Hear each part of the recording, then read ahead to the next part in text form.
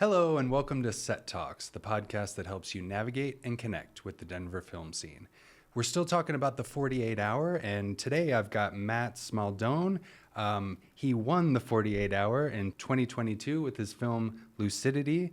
Matt serves as the executive producer and senior writer and director for Chameleon Film Studios. Matt and his team won the 48 Hour Film Festival in 2022. Matt, thank you so much for being here. I really appreciate you coming on the show. Thank you for having me, Nick. This is super exciting. I've been meaning to connect with you for a while. Yeah, we were talking about earlier. I did the 48 the same year that Lucidity won, and I was just really excited that your film won because as I researched in the past, it looked like comedy was kind of it tended to be the winners, and your guys' was more sci-fi kind of thriller vibes and more drama, really, based on the subject matter. And I thought it really fired on all cylinders and was excellent. Thank you.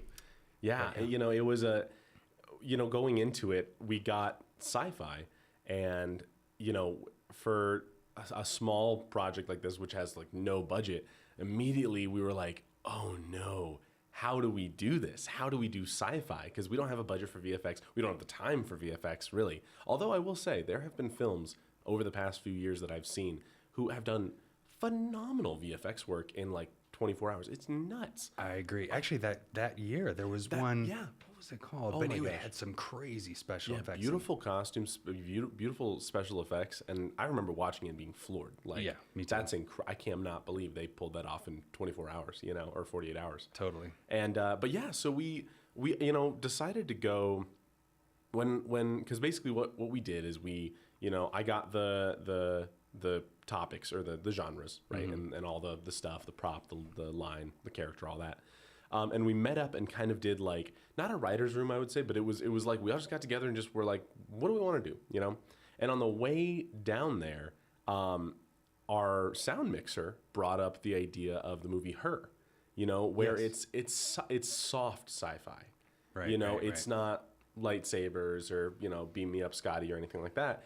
It's I think the truest form of sci-fi, which is taking a concept and just exploring it through like, what if technology wasn't a limitation? Sure.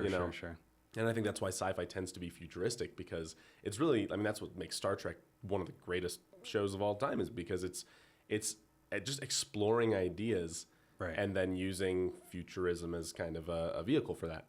No, I love that. Yeah. Well, before we dive into the film, I do want to hit on a couple things before we get into that. 100%. So for people that don't know, like, can you kind of walk me through some of your filmmaking experience? How did you get into video production, and then leading into the 48? Well, we'll start there. So tell me about your filmmaking experience. I know that you act as well. You write, you direct. Walk me through kind of start to finish, like where the bug to start making like video content and films started to now. Yeah. Well, it's funny you say that, because we're talking about the 48. The bug started at the bug at the Bug Theater in Denver. But really, my story goes back to, I went to school for theater as an actor. I went and specifically studied, kind of classical theater, Shakespeare, more or less. And I thought that was going to be my life. I was out in Philadelphia. I was, starting to work professionally, really, really excited about just being like a stage actor, and had plans to move to New York and like do the thing. And then COVID hit. And COVID just cut the legs off of those plans, like 100%. All of a sudden, all my roommates dropped out. I didn't want to go to New York at that point anyway, because it was a tough place during the pandemic. So for sure, I came back home to Colorado. I was born and raised in Golden, and I was just sitting around. Well, no, I wasn't sitting around at all. I was frantically searching for work, and I went to every theater I could find. And I tried to get meetings with artistic directors. I tried to get meetings with, the producers of the stages.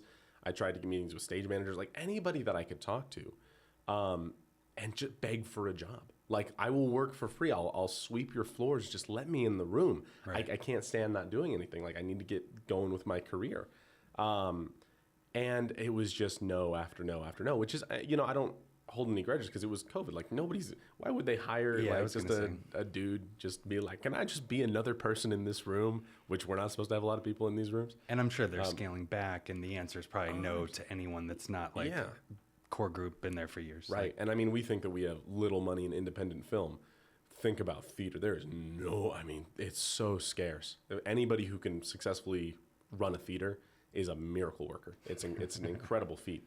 So anyway, I was just, and I went to this one theater, and I won't name the theater or who I talked to, but I had a weird interaction where I got a meeting with an artistic director, and I walk in, and it was just very off. It was not a super welcoming environment, and the guy goes, okay, fine, like tell me, your story or whatever, and I start telling it, and he just goes, I'm gonna stop you right there. I'm not gonna help you. If you want to do this, you gotta find somebody super rich to fund your projects, or just make them yourself.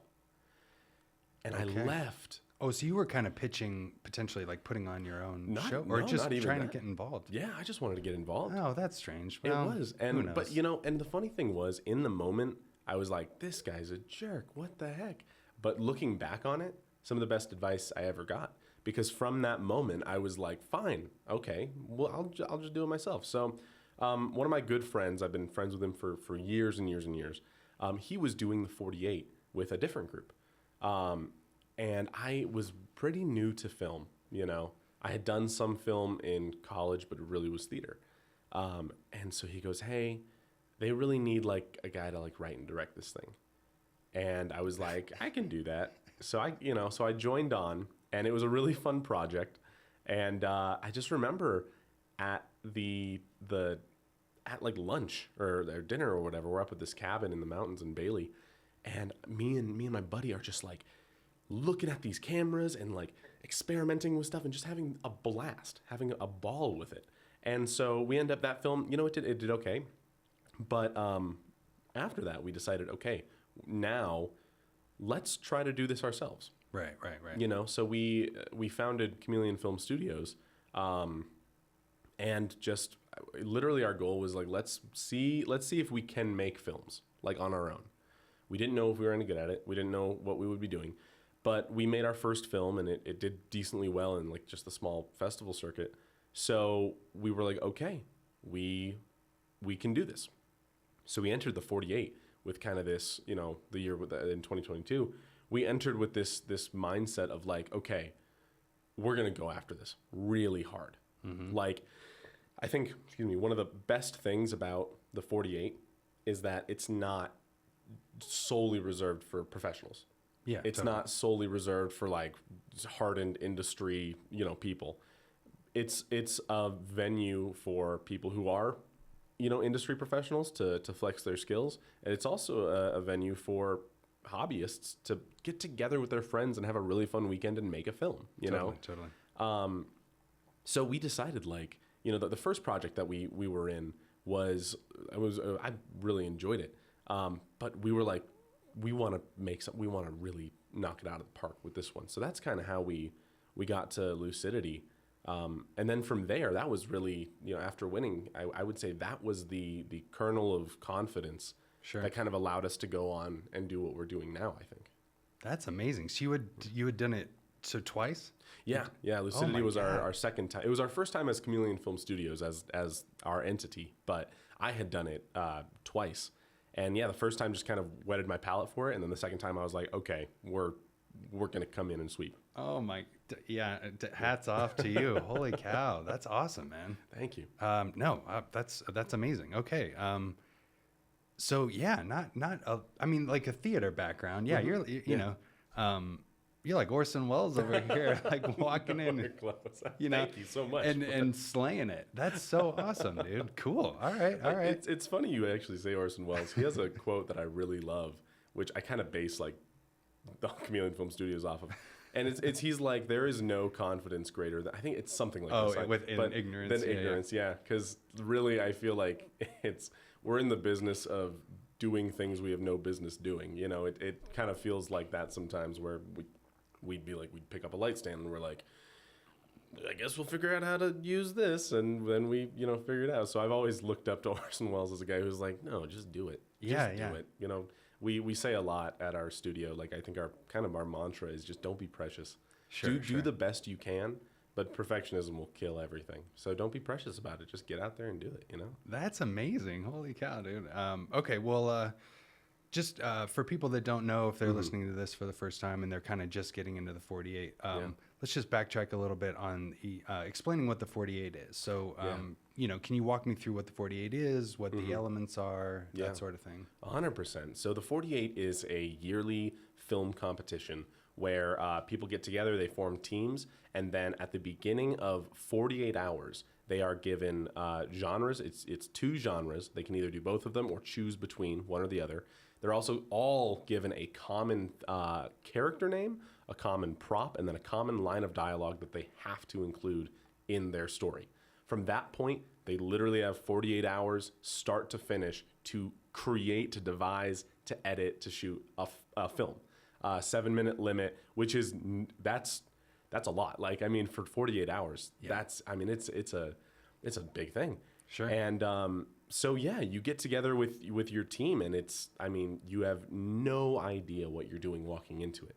The most you can do to prepare is just make sure you have good people by your side, and maybe be like, okay, well, we have, I don't know, like a barn. I guess whatever we get, we'll just try to fit it into a barn or something like that.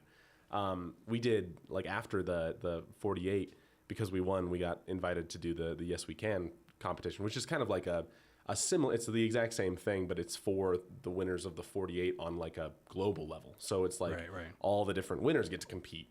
And we had just made a relationship with this greenhouse, and we were like, whatever we get, we're shooting in the greenhouse because it's beautiful. It's going to be an awesome setting, but that's all you can do, really.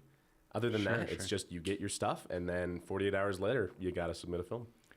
Cool. No, well, let's kind of dive into the details of that with Lucidity. So, and you touched on this earlier, but like, what were the genres you pulled? So it's 7 p.m. on Friday, you pull genres, so you pulled these genres, and then let's kind of walk through the production process from like, at least for the 48-hour period. Sure. And then we can talk about kind of what you can do to prep, right, for the 48 as far as your team. But like, you pulled your genres, you went home that night, you wrote your script until whatever time, and then, so walk me through like this, the genres you pulled and how you guys ended up landing on that idea. Yeah. And then the stages of production, from like writing and the time associated with that within the 48 hours, the stages of production of writing and then shooting, editing, and so forth, and turning it in. Yeah. Soup to nuts for Lucidity. Yeah, man, that's a great question.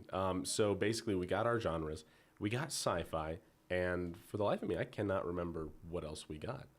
It might have been like family drama. I think it might have been drama, or something like that. I really can't remember. Okay. But yeah, so we decided, kind of like what we were talking before. We got sci-fi, and we were like, what the heck do we do with sci-fi? We don't have the time we don't have the experience to do VFX or anything like that. So as I'm driving back, we're kind of like on the phone, and the idea comes up for something to do with a little bit more of like a soft sci-fi, like the movie Her. And so we get together. It's probably at that point, after driving back from the opening kind of ceremony, about 7:30, and we're all just sitting there and just bouncing ideas off of each other. It was a very, very collaborative idea process. And this is you and...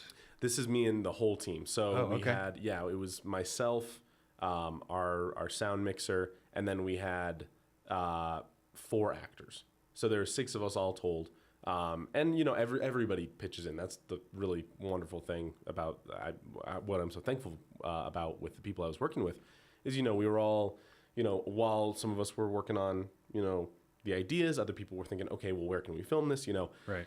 So it's a lot of like immediate, the race gun goes off and everybody just kind of like goes and starts solving problems immediately. Sure. So then we finally kind of come up with our idea. And to make sure that it flows narratively. It has good narrative structure. And then I just kind of take that idea and I go out to my buddy's shed in his backyard, and I just lock myself in there for 2 hours. Oh, so that's just you writing. Yeah. So at least a first draft, and then maybe, I don't know. Yeah. I mean, cause kind of the way that the way that I really like structuring things as far as like my company goes, it's like, it's high collaboration and then high specificity in kind of expertise. So like not saying that I'm the only writer in our group. We have some phenomenal writers. But for that project, it was like, okay, we're on a time crunch. We are going to get together and make this idea as a group. And then for the sake of time, I'm going to go and just execute. So I just went into the shed. I locked myself in halfway through. One of my buddies came through and he just handed me some Popeyes chicken sandwiches. And I just, just went to town on the script. That's awesome. Yeah. So then came out with that. We didn't do anything that night other than that. Once we got the script, we knew that it was going to be a longer day the next day. And so we were like, let's go get some sleep and just come at this tomorrow really fresh, really bright. What time did you finish the script? I'm just curious. Let's see. Probably we started the idea process at like 7:30ish. I think we probably finished that at 9. I think I finished the script at about 11. So it was like a 2-hour process. Oh man, so you just banged this thing out. That's yeah, I don't know, like the That's awesome, dude. Because I don't know, like for the longest, I mean, I've been a writer before anything else. I mean, I've been writing since I was like really young, and like not just, I mean, I've been writing. I used to write like novellas when I was a kid, cool. And so I just like, yeah, I developed this, when I see something, when I know, because it's the thing as filmmakers, we see in our heads the scenes first. Right. And for me, it's like, if I can just see the film in my head, then it's just like, you're just like, then it's just fast typing, that's all it is. So, that's awesome. I'm kind of a slow writer. Like, I don't know. I mean, not that I'm like too precious about it or anything, but like, sometimes scenes it takes me a minute to kind of get into it.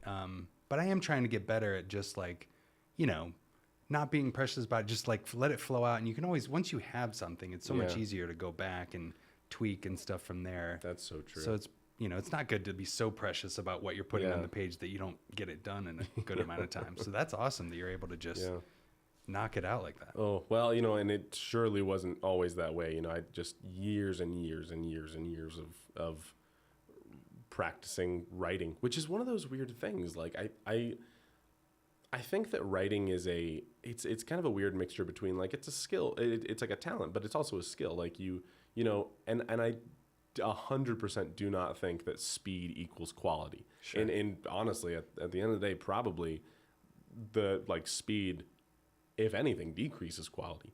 I think that I have a knack for writing fast, but yeah, I think it's really more the caliber of idea, and then the ability to execute that idea from the script to the screen, because it's a weird, like, it's such a weird, writing is so odd, specifically coming from a background of like, I was a writer first and then an actor, and I just was kind of a writer actor for a long time. Directing came in kind of later in the picture. And there's always this weird contention between writers and actors, because writers are like, well, actors are like, it's not really about the words, it's just about kind of the story. And then writers are like, no, I wrote it like that, like, right. Like I am known amongst my friends as being like a pretty, like, no, I wrote it that's how it should be. It's like, because especially once you get into writing, coming from, especially like me, I came from like a classical background. So it's like, you understand the importance of like, no, the and needs to go there because it's rhythm, it's context, it's flow. Sure. And so we always joke about that with each other, because all my friends who are my actors are just like, you're settle down there, guy. But okay. Yeah, no, it was a fun process. That's awesome. Yeah. Well, so you got your script, you guys got a couple hours of sleep. Like, when did you show up on set, and how long did the shooting day go? I think we showed up on set about 8:00. So we probably went to bed around like midnight, got up at like 7ish, got to set at got into set at 8, because we were filming in the basement restaurant of Parisi's on Tennyson Street. Okay. And Tennyson Street is where where everything started. For Chameleon Film Studios, we filmed our first 3 films on Tennyson Street at various locations. And now it's just kind of our home street. And so we finally got into the room, and we're really like setting up, getting ready to go, probably around 8. And from there, I remember we wrapped at 5, because we just did. And this is the thing. It's not, I don't want this to sound like we're just so good at what we're doing. Because no, we're just like anybody else. But I think the key is we've always been really, really into the idea of like set limits for yourself. Like, I think that it's really, really popular to think like, we're going to think outside the box. And we're going to do these big things and have this huge ambition. It's like, no, no, no, no, no, no. Like set a framework and just work beautifully within it. Right. Because I think a lot of people think of frameworks or as limitations as like vertical prison bars. It's like, no, they're like horizontal ladder rungs. Like, sure. if you allow yourself, you know, and I'm very bad at this. My scope of ambition is wildly out of control at times. So like it's a good exercise for me to just be like, just do something simple and just nail it, you know? Sure. And I think that's kind of what we tried to do was, you know, we had one location, very small. I mean, 4 people in the cast, very simple story. And it wasn't even really, I would say, it wasn't like the full story. It was a scene from the full story. And, you know, I think that within every scene, there's a beginning, middle, end. So really every scene can be its own little story. So that's kind of what we focused on. And yeah, it was a really fun day. And yeah, we got out and I remember we like walked out and it was like still light outside and we were like, what? Yeah, you finished by 5 o'clock. Yeah, damn, we were nice. like, we just That's like went and got dinner and then we like went home and edited. And I remember. What about the cinematography? Because the cinematography I thought was excellent. Oh, like, thank you. Who did you shoot it? Oh, wow, Yeah. cool. So, I don't know. Tell me a little bit about that. Like, what was the camera you used? Kind of, Yeah. you know, the lighting setups, typical, you know. Sure. So we used the Blackmagic Pocket Cinema Camera 6K. Nice. Just I think for like entering into it's the best like consumer or it's like prosumer level little camera you can I've have. used it for work a lot. Yeah, it's a cool camera. I love it. The files are huge. Yeah. But whatever. I don't know. Blackmagic has some big files, but yeah, like it was a nice camera. We used Rokinon lenses. I think we really only had 3. I think we had like a 35, a 50, and then an 85. I think. Okay. And cool. we really relied heavily on that 85. Like for me, mid-range lenses. There's something about it that just isn't as versatile as having something on either the longer side or the wider side. Sure. You know, with wider, I really love because you get so intimate. You feel right next to the character. You're able to, your movements look different. You know, everything just feels a little bit more close. And then with, you know, long lenses, obviously they just make the face look beautiful. It's, you know, just the angle of the face is really wonderful. And, you know, so yeah, when I wanted to film this thing, we shot it mostly on shoulder mount. That'll help speed things up. Yeah. So I was on a shoulder mount and I just we didn't have a first AC, so I was just doing focus as we were going. And yeah, I don't know, I wish that I had something more like profound to say, like, this is where the idea of the cinematography came from. But really it was like we were there and I knew the shots that we had to get. We weren't even using at that time, you know, a like legitimate shot list. It was like I had the script in front of me and I knew like these are the shots in the script. And so I wrote them on the script and we kind of just shot chronologically. Oh, cool. And then for lighting, we had like 3 really low quality like studio photography lights that could do like RGB.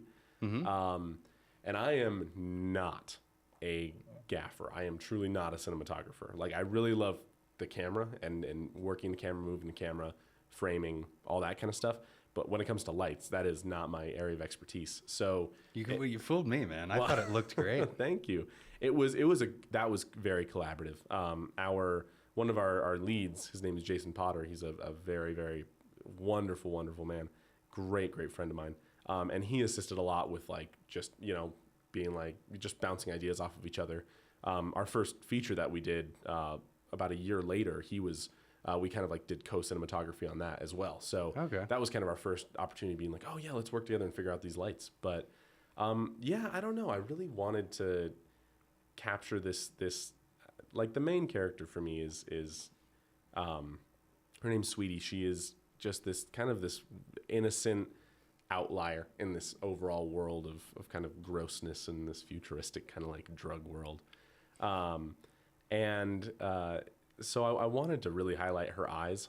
My friend Hannah Vale, who is the actress for that, She's just got these wonderful, big, kind of like yours, like just big blue eyes, like wonderful, just expressive. Oh, thank you. All your actors were phenomenal. Is it Jason? Was he the long hair? He has long hair. No, that's Tom Spaldone. He is. God, he's excellent. So he was actually the one of the first actors I ever hired. He was 2 films before Lucidity, our first ever short film. He was a lead in that as well, and phenomenal performance. Like just I don't know, his presence and just the in it quality. He's awesome. And so was the lead actress, of course. Everybody in it was really good. It was phenomenal. Yeah, there's one moment that it's one of those things I wish I could take credit for as director, but it was all Tom. It's at the very end, and I don't want to spoil it for anybody who hasn't seen it, but there's a moment where his character is standing there, and you see he's in his business, he's doing his thing, but then he kind of like sits back and just has this look of like, just contemplation. And I was like, that made the character so like a million times more, complex and deep, and it was wonderful. So, oh, that's cool. Yeah, I definitely think that a heavy portion of our success was the actors. They were awesome. Yeah, phenomenal. Totally. Yeah. It felt so professional. Yeah, absolutely. Well, what about editing and stuff? Tell me about the time frame. Do you kind of have an approach to it? Sometimes, like a lot of times, I'll try to have at least an assistant editor on set that we're like passing cards off to get started. Yeah. Although you guys finished pretty early, so you've had hopefully some good time. But yeah, tell me about the editing process. What software do you use? Yeah, so at that point, we were using Premiere Pro. Not recently, about a year ago, we switched to DaVinci. Okay. For me, it's just I like having everything in one place. I think the coloring is a little bit better on DaVinci. That being said, as soon as we switched over, I was like, oh, there are things about Premiere I miss, but they're both wonderful softwares. But yeah, at the time we were using Premiere Pro, and I remember I can't remember if we started that evening. I think because while we were filming, we weren't dumping anything. We just kind of filled up like one, big card and then just had it with us. So I think after we wrapped, we went and we dumped everything and like organized it that night. And it was our sound mixer, who was also doing the sound editing. He just like came over to my house, and he brought his desktop, and we just got at a big desk and sat down next to each other. And we loaded it up, got it all organized, and then again we were like, let's just get some good sleep and then wake up tomorrow, and then we'll do it then. So then we woke up on Sunday morning, and just the two of us just edited all day and. Switched off, or on separate computers? So I was doing all visual and he was doing all sound. So he did all the sound mixing and the score, and then I did all the visual and the coloring and all that kind of stuff. Oh, cool. I was going to ask about that. Like sound design, music. Did you guys did you have someone compose music, or did you just pull stuff offline? I think that I'm trying to remember what was in. I think we pulled stuff from offline because Philip Wallace, who's our sound mixer, and he composes, and he has for a lot of our other films. I don't remember. I don't think we had enough time to do anything original for that one. So I think we pulled, because most of it, if I remember correctly, especially the first kind of half of it, I just wanted it to be atmospheric. Right. I really loved like her walking in, you could hear the thumping music kind of distant. And then it's just kind of this interaction. And then once she kind of slips into this drug-induced state and she sees her brother, that's when we pulled something in, I think. I cannot be trusted to have accurate information on that, because I was like really busy, like, how do you color a movie? Like figuring that out. And I'd had some experience before, but it was, on with that new film, it was really like I was playing around with a lot of different LUTs and a lot of different looks. And thankfully we got the like picture locked pretty fast. And then it was just getting the bells and whistles all together and making sure that looked, somewhat professional. Nice. Yeah, no, that Blackmagic spits out a pretty nice image to begin with, for sure. It does. And as far as music, I don't ever actually I've never, on my short films outside of the 48, I have worked with someone to like score it, but not, it's just, for me, it's like one less thing. And I'm in the same boat where it's like a lot of times in the past, I've done cinematography and editing and directing and writing with my brother. So I do have somebody I partner with to do it. But like, yeah, we've always kind of just been like, no, we're just going to get stuff offline. And usually it's like the last like 2 hours we're like throwing music into the edit and like doing sound effects and stuff. So yeah, I don't blame you there, but yeah, cool. All right. And then yeah, turned it in 7 p.m. Sunday night, got it in, and it ended up being the winning film. Hell yeah. Yeah. Thank you. All right. Well, no, that's awesome. So let's back it up to kind of pre-production. So like, you know, do you have any kind of tips for pre-production? Like as far as like mapping out certain locations, do you sit there and like look through the genres and think, okay, maybe if we got this genre, what would we do? Or do you are you a big believer in like waiting until you get the elements and be inspired by that? Like, but tell me what all goes into prepping for the 48 hour itself. Yeah. So really for us, it was personnel and location. And even then lightly on location, you know, we had, like I personally like, cause again, like this thing, it's not as wonderful as it is. It's not the Oscars, it's not Cannes or anything like that. Like I think the spirit of it is in the structure of it, which is like, wait until you get the stuff and then like hit it with all you got, you know? Yeah. I've never really wanted, like, I think like, yeah, if you get your location beforehand, awesome. I worked with another team after that who had like an awesome old bowling alley in Victor, Colorado, I think, or something like that. Oh, that and it was like, cool. oh my gosh, you got to use that. It was awesome. It was like one of the coolest filming locations I've ever been on. But you know, so we were like, okay, we need a place to film. That was kind of the extent of it. And our sound mixer, he works at Parisi's, and so they have the basement Frenzia Tavola, which is their kind of like nice, like kind of classy restaurant, but it wasn't in operation at that time. So he was able to lock that in, and we literally just like went down. The restaurant was going upstairs, and we just went down to that basement. No one was there, so we could use it, and it was already completely preset to look wonderful. So I think that's the big thing is like finding, if you can find a location that is already set. Like I think if we would have had to do any like set preparation, like that would have cut into time.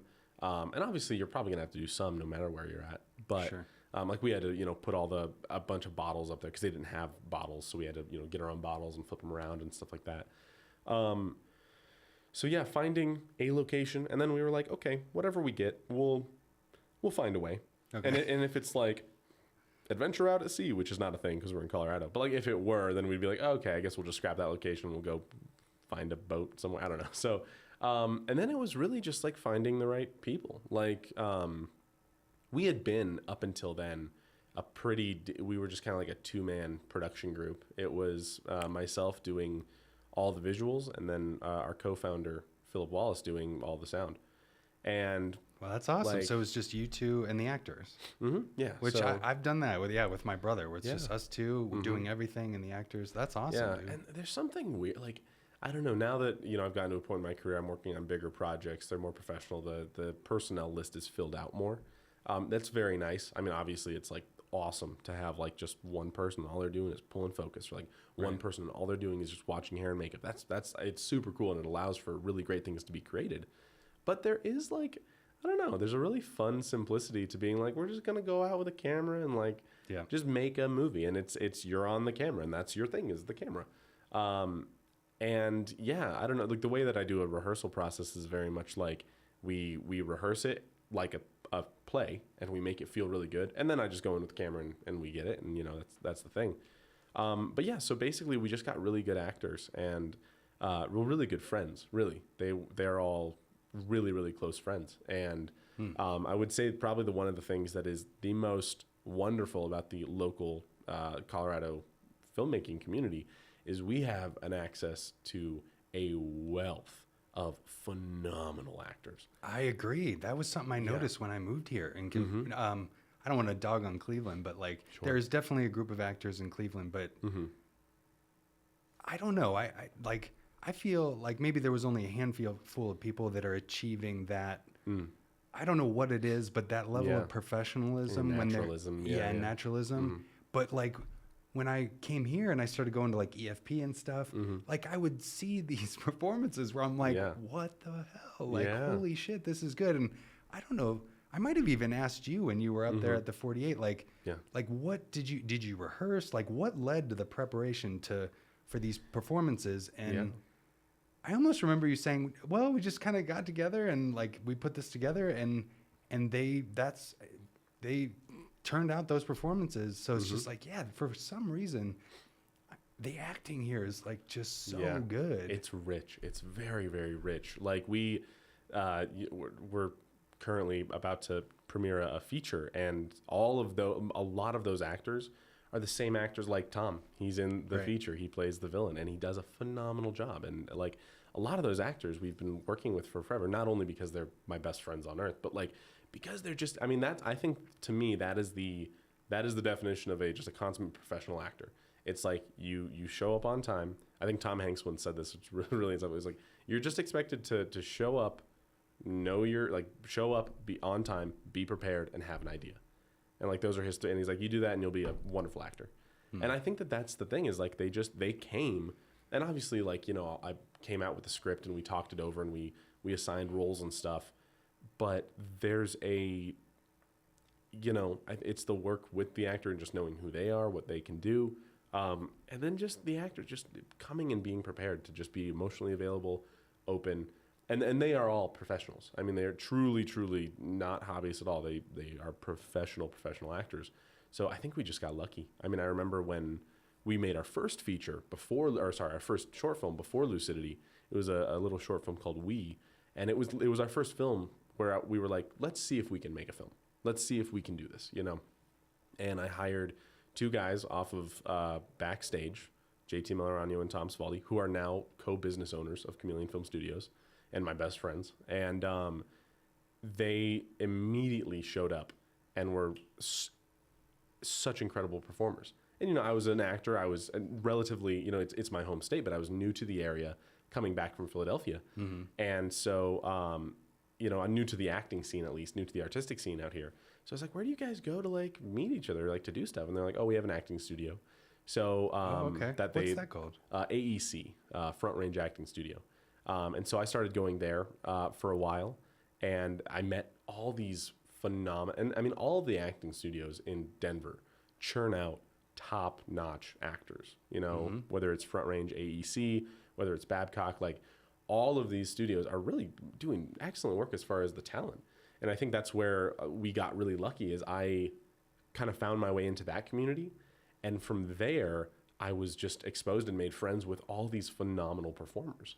And really, like, I think acting is kind of like sound. If you have good sound, great. If you have bad sound, it's tough to look over. Right. And it's similar with actors. Like if you have non-natural acting, it's really tough to look over. Yeah. And so I think that, I'm incredibly grateful and humbled by being able to work with that caliber.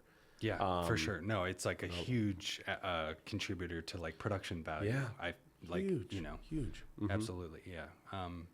Well, it sounds like you work with a lot of your friends and stuff, and you keep it pretty tight with the crew and stuff. But like one thing that I always ask about that I think is super important is the vibe on set. Yeah. And because like, especially if you're dealing with a larger crew, it's management. Yeah. And I think people who maybe haven't managed anyone before might not like, I don't know, might think, oh, it's not that big of a deal. You're just telling people what to do. But there is a certain art to managing and establishing a certain vibe on set. And, and with a lot of film stuff, you can have big egos coming in. And if it's a 48, sometimes you're recruiting people that you're potentially meeting them for the first time. Hopefully you have like pre-production meetings leading up to it to avoid, people having kind of a standoffish or an ego that, you don't, the vibe itself is so important. And that's probably what ended up contributing to your film, because you can tell when people had a good time making it. So I don't know, do you have a typical approach to maybe establishing like, I don't know, the dynamics on set, or is it pretty just chill and you guys went into it and you've known each other at one time, and I don't know. Yeah, well, it's at that point we hadn't known each other a whole long, like I had known them for I think a few months. I know Tom for like about a year, since it had been a little less than a year since I had filmed with him last. But yeah, it was, I mean, I actually, just in my personal life, I kind of look at Lucidity as like the film that really kind of like, I feel like made these people my lifelong friends. Like, Yeah. like, I mean, the two other projects before it really felt like me and our co-founder just like, it was us, and we had these, you know, friends, but I was so intimidated by their skill. I was still nervous around them and stuff. But then Lucidity came along, and yeah, I don't know. I don't know if I can take really much credit for it, because it just kind of clicked. And I think part of that was everybody knew their role and owned it. Because I think that's, and trust. That's the other big thing. Like, I think that I've worked in, you know, areas where I think that the biggest breakdown is when there's no trust. For sure. And I think ego gets in the way of trust. And I mean, we've all had that moment where we're like, no, I know I'm right, and I know that everyone else is wrong, and you may be or you may not be. Right. But letting that ego get in the way of collaboration will kill it, even if you are correct. You know. Yeah. Yeah. You know, I'm like, so we got there, and it was just immediately like, I think that was one of the reasons, like one of the great things. It was like when I went into that shed to like just bang the script out myself. Like, everybody trusted, like, Matt's going to go do that. And that's Matt's thing. And he's going to go do it and do a good job. And we trust that. And then I came out with the script, and I had something that no one had put their eyes on yet. And yet I trusted, like, they're going to come along this ride with me. You know, they know that, like, hey, this is something that I made. I need your help to bring it to life, you know? And so that was really just having that trust and having that sense of like, hey, whatever comes out of this is going to be good, and we trust each other to make it good. Oh, that's cool. That was huge. And then then it was just like fun, because I think that was the thing, is like I've done the 48 where it is like, oh my gosh, 48 hours, 43 of them have been work, and I've got 5 hours of sleep, and I'm exhausted. Right. And I honestly think one of the best things for our set was like just the amount of sleep we got. Honestly, like it was, and I don't say that to like brag or anything, because I know that I've been in those shoes. This is not an every, like, Lucidity was like just kind of the stars aligning in a lot of ways. Sure. But you know, I've been on those sets where it is like you're so tired all the time.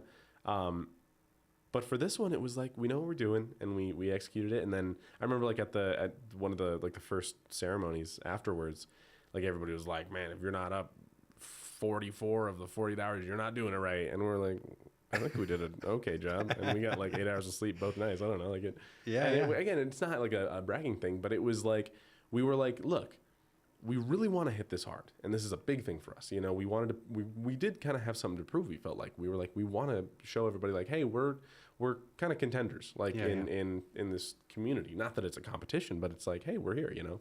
Yeah. And so, but then at the same time, there was this attitude of like, we're gonna do the best we can, and if that's good enough, it's good enough. If it's not, it's not, and that's fine. You know, like we're all talented people. We can do other things with our lives, you know. And not that the 48 like defines like if you're going to be a filmmaker or not, but right.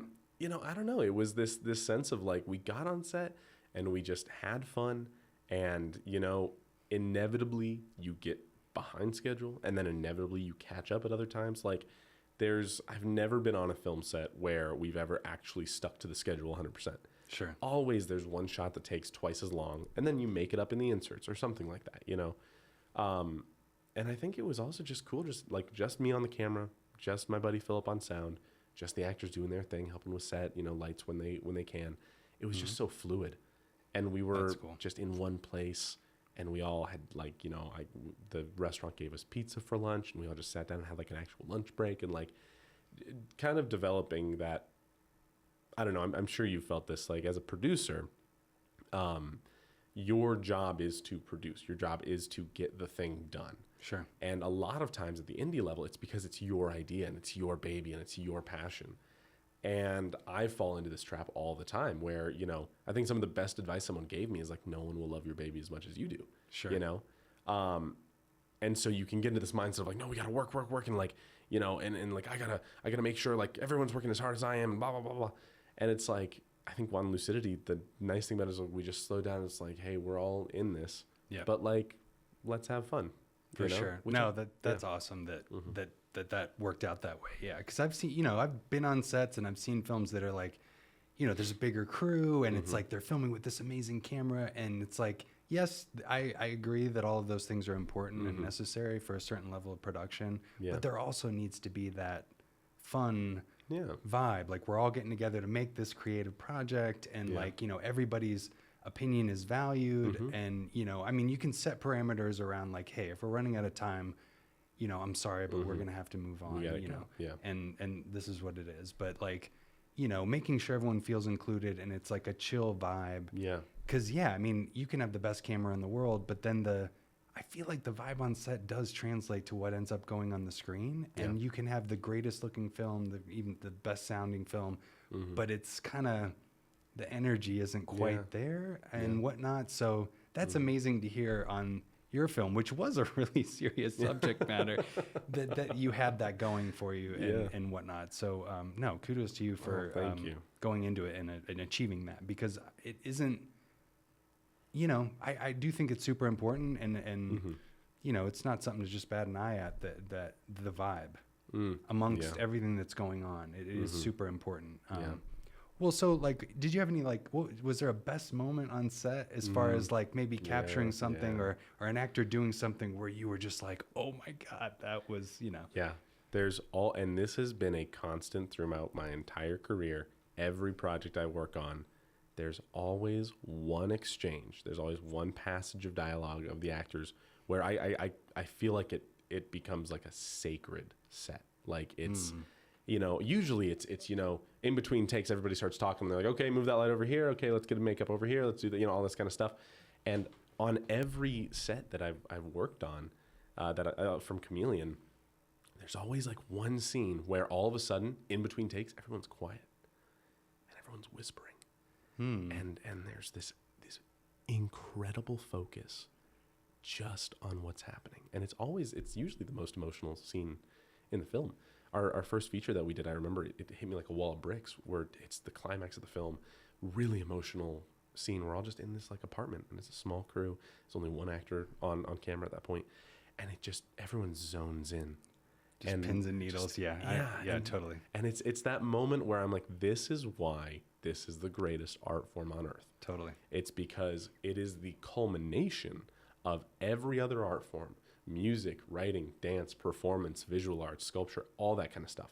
It's the culmination of all of that. And then if you are lucky enough to have the stars align in that perfect way, then you get to experience those moments of pure just artistry. And we had one of those on Lucidity. I don't know why I'm like trying not to spoil it. It's a 7-minute short film that came out 2 years ago. Which we'll link to it, you know, cool, so that people can watch it. Okay, so yes, good. Please go watch the film before you watch, you know, listen or view the podcast. But if anyway, you're listening to this, pause this, watch the film first, and then come back, because I'm going to spoil something a little bit. Yeah. But so there's a scene at the end where Sweetie and her brother kind of reunite. And for me, like, family is everything.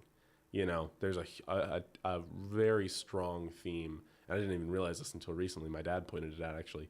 There's a very strong theme of siblings in a lot of my films. And to me, it's because those are relationships that are the closest. I think the relationship with your siblings really can only be rivaled maybe by your spouse. Sure. You know, and it's in a completely different way even then. Right. And so there's this moment where, you know, gosh, Hannah just starts crying, you know, because she is a freaking professional. Yeah. She was awesome. Yeah. And it was this moment because she, you know, it was the perfect little movie tear and everything like that. But even beyond that, because, I mean, you know, crying on camera to me is like, if you get it, great. If you don't, it's the emotion underneath that you really want to capture. You know, totally. In a certain sense, there are a lot of actors who can cry on command as kind of a parlor trick. So it's like that. It's great if it happens and it's wonderful, but like that's not really what we're going for. We're going for the emotion underneath it. Mm-hmm. And I just remember feeling, you know, like choking up, and like I cry so easily. Like I cry I cried at the Lego Movie. Like I remember, like I've cried at Pixar films. That a lot of those films have some really amazing moments for sure. Oh yeah, no, I'm with you on that. Yeah, and so I just remember all of us just zoned in, and it didn't feel like a movie. That it didn't feel like we were doing anything. It just felt like we were watching something. Right. And I think that's like the point to me is like where we should all get to or where we should all aspire to in film, is like when we're not trying to achieve something or we're not trying to capture something, we just have everything set up and the camera starts rolling, and then we're all just sitting there watching something. And what we're watching is so well done, then we forget that we're even trying to make anything. Sure, you know? sure. And that was the moment where I remember thinking we got something really special. Like I think awesome. that we're a contender. You know. Hell yeah. Yeah. Cool. What about? It sounds like things went fairly smooth. Like, but did you have any kind of, whether it was this 48 or on another one, like any kind of, I guess, worse moments, but that ultimately turned out to be like some of the best of learning experiences for you when making a film? Yeah. You know, and Lucidity was interesting because it was in a lot of ways just, again, stars aligning. Like it really turned out wonderfully. But there's a lot of it that came down to stuff that I didn't have any say in, like just the actors, their professionalism, the natural synergy between us all. You know, just in that moment, the right things come into my brain when I write. You know, there's a lot of things you don't control. But it came out really well. There have been other times where, I think that I've learned mostly, again, kind of getting back to that trust thing and about this idea of humility, I would say, because there is, I don't know, like there have been a lot of, I'm trying to think of a specific moment where you just learn, like, you got to be grateful for everything. And, you know, I, specific to 48, because I've only done 3 48s. One was before Lucidity, then Lucidity, and I've only done 1 with Chameleon. And on both the first one and the second one, I was not in, or the first one and the third one, I wasn't in the driver's seat. And, you know, for me, that's a more difficult place to be in, because I think being like a writer first, that's the top of the creative process, not hierarchical, you know what I mean? Like hierarchically, if I'm saying that's not a word. I think that's it. Yeah. Is that hierarchically? That's at least where the ideas start, you know? Sure. And so it's the vision thing. It's the kind of concept place. And that's where I sit in a lot. And then, you know, so I've learned the importance of being like, you gotta let go and just be who you are, but then let the project be its own. You know, again, kind of getting back to that thing of like not being too precious about anything. Right. Because I think, again, that's where being too precious comes from, a place sometimes of ego and of distrust. Right. And, you know, that is something, I think it's so funny. Like, I think the best lessons I've learned in filmmaking really have nothing to do with film and just more to do with like being a person, you know? Yeah. And what it's really taught me is like, there's with everything you have to come at it through scope and gratitude and like that kind of, you know, and it's been a learning process. Oh my gosh. It's always learning for all of us all the time. Getting out of like a metaphysical realm, and into more of a concrete realm. The biggest thing that I learned was actually from not the 48, but the Yes We Can competition, which we got to do after Lucidity. We did a film called St. John, which was, again, 2 brothers, another kind of family film, and another kind of like more dramatic film. And I think it's one of the most beautiful things I've shot. But the challenge with that one is, again, one of the things where the stars aligned with Lucidity is I just happened to write a 7-minute script. Like, the idea, when it came to my head, just happened to be 7 minutes, you know? There was no cutting involved in Lucidity. I wrote the script, and it was 7 pages.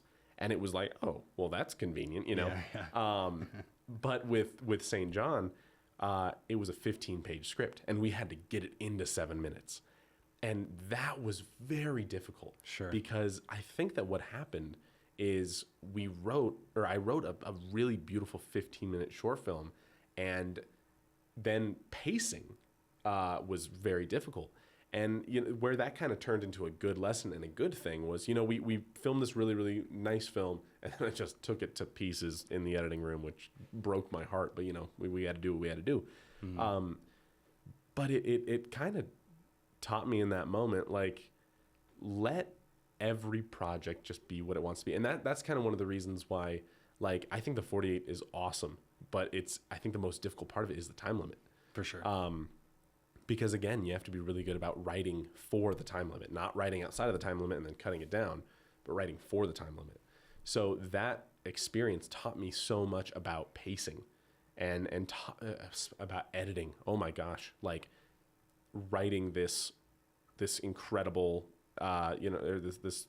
I mean, it wasn't incredible. It was good, I thought, but it was, I don't want to be like, oh, it was amazing. I thought it was amazing. Oh, well, thank you. But like writing this other film that was like, 50 minutes and then really having to shorten it and being like, okay, what does that teach me about pacing? Because I think that was the other thing about Lucidity that we got lucky with, was it just kind of naturally paced itself. Like it just had this kind of breath to it that I think is difficult to achieve in the 48 because of the time restriction. So I guess if there's one thing that I would say is like, if you can nail pacing, your story is going to be really a lot better. Sure. Because I've struggled personally with those time limit competitions where you're like, oh man, the pacing is going to have to be so much faster than I really want it to be. Sure. You know what I mean? Yeah, totally. Well, let's real quick. Let's touch on what happens after you win.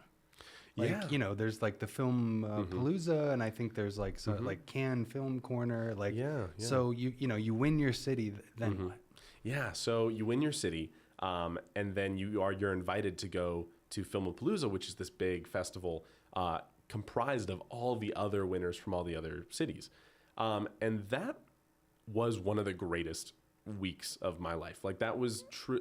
It sounds crazy, but like that whole trip. So one of our really other good actor friends, one of my best friends, another owner of the company right now, he was living in Denver, but he was moving out to LA because Hannah, who played Sweetie in Lucidity, she at that point had already moved to LA. So we were all of us, and like Tom, Jason, Philip, like all the guys who were involved in Lucidity, we all got together and did this big road trip from Denver to LA. And we like stopped in Vegas, and in Vegas, that's awesome. We saw the Bellagio, which that was a bucket list moment I didn't know I had. Was like we were just wandering around Vegas, and then all of a sudden the Bellagio fountains, and it was like Ocean's 11, and we were like, oh my gosh. But we get there, and they live in this beautiful part of Studio City in LA, and it just worked out perfectly because Filmapalooza was in downtown LA at that same time. Oh, so they did it in LA that time. Okay, I love that drive from Las Vegas to LA. It's like you're driving through the desert and then you see green. Yeah, it's so true. That's so true. But that's cool. Yeah, so we were there, and so first of all, it was just this wonderful kind of friend experience. But then you get to Filmapalooza, and it's just all day for like, I think it's 5 days, films from around the world. And you are meeting people we met so many people from like Asia, from different parts of America, from the UK, from Europe, from Africa, from South America. Like, it was awesome. I met some incredible people, and just got to see all their films. And man, the quality of some of these films was shocking what some of these people were able to put together. I mean, it made us feel like small, like we were the little pups, and they were some big dogs. That's cool though. That's a great experience. Oh my gosh. And it was fun. There were different like networking events and things that you could go to just to meet people. And they had the big, award ceremony at the end, and overall phenomenal. So your film goes there, and then it competes there to see who gets into Cannes. And that's kind of the big thing you're looking for, is like, you want to go to Cannes. Right. And so we get there, and you compete and stuff. And then I think it's whoever wins like first, second, or third, something like that. I can't really remember. Goes to Cannes. And then there's another subsect of competition called Yes We Can, which is another opportunity to go to Cannes. So you can either go to Cannes through winning Filmapalooza in general, or by winning Yes We Can. So yeah, we went and I got to experience that. We didn't go on to Cannes, unfortunately, but I mean, I was just so happy to be there. It was so cool, like representing Colorado, and like being able to be like, oh, who are you guys? And we're like, we're the Colorado people, Yeah. And it just was a really fun experience, and like, yeah, I don't know, like the different types of people you meet too, because there are some cities who like they have 5 teams, And so, you have a person coming in from one of those cities who like they're maybe just like a hobbyist, and they're just excited to be there for anything, And then you have the people who like they're like, oh yeah, it's a 48, and you're like, You definitely had a budget. Like you, Sure. you can, I don't know, and but still, like, and their films are phenomenal. Like, blow it out of the water, like a professional feature film, but 7 minutes. Right.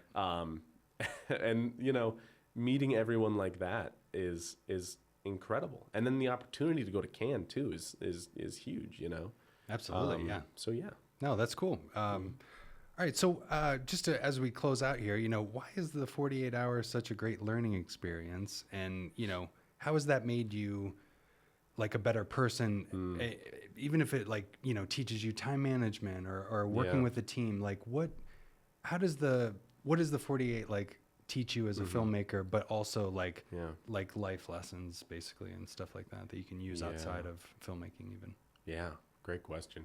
On the filmmaking side of it, I have learned that you learn lessons in post and you apply lessons in production.